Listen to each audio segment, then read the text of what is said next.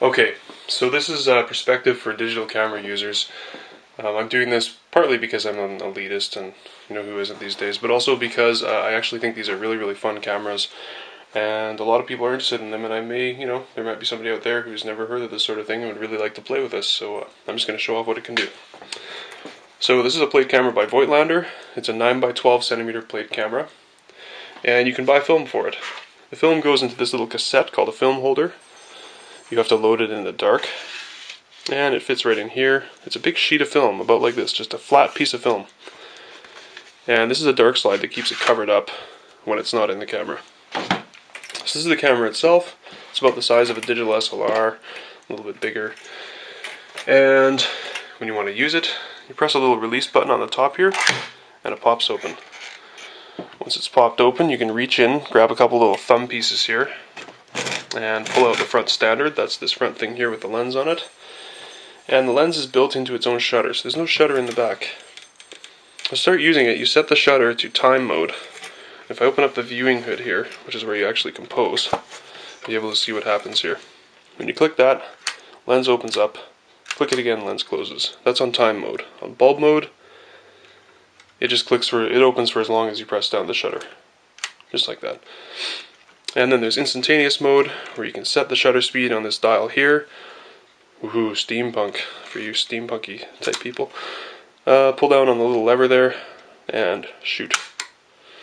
Now you can also screw a threaded cable release into there so you don't shake the camera every time you hit this button here, but this is the shutter release. And it's got times from a 200th down to 1 second. Now the interesting thing is when you set it to a second, it sounds like a clock. Listen to this. Neat, huh? Alright, so if that doesn't get you, interested, nothing will. Now to focus, you actually turn this little knob here and it moves the lens in and out. Now you're not going to get a good view of it here, but this is the viewing hood. And generally when you're looking at something, you're looking at it through this hood. And you can see it and you can focus. Once you've got your subject all, lined up and focused and everything, you can either be brave and hand hold it. Typically you'd use this on a tripod though. You go ahead and you remove this viewing hood. More modern film cameras like this have a spring back, but you remove this viewing hood and you place your film holder, which you loaded up in the dark, into the back. If you can get it in without bending anything, that is. This is actually quite tricky even on a tripod because you tend to move it around a lot. There's a little catch that holds it in place. Now you're ready to shoot. You make sure that your lens is closed.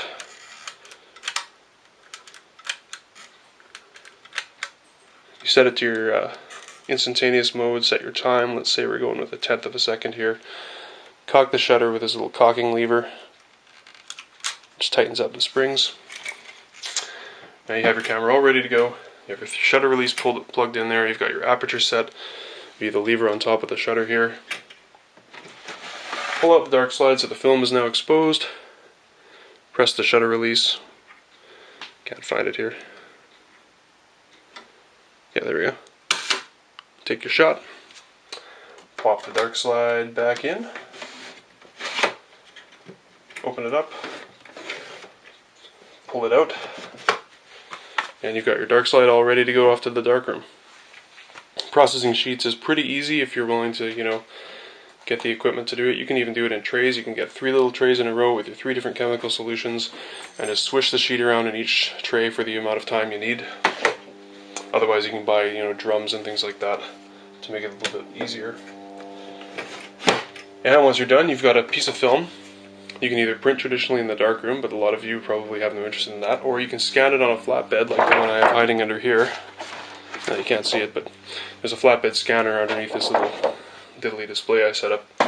And with a suitable flatbed, you can scan this to about 100 or 200 megapixels of information because it's a huge sheet of film. I mean, you think of what you get out of a tiny little 35mm piece of film. This is a 9x12 centimeter chunk of film. You can scan 200 megapixels out of that easily. Or you can print in the darkroom. It's a lot of fun.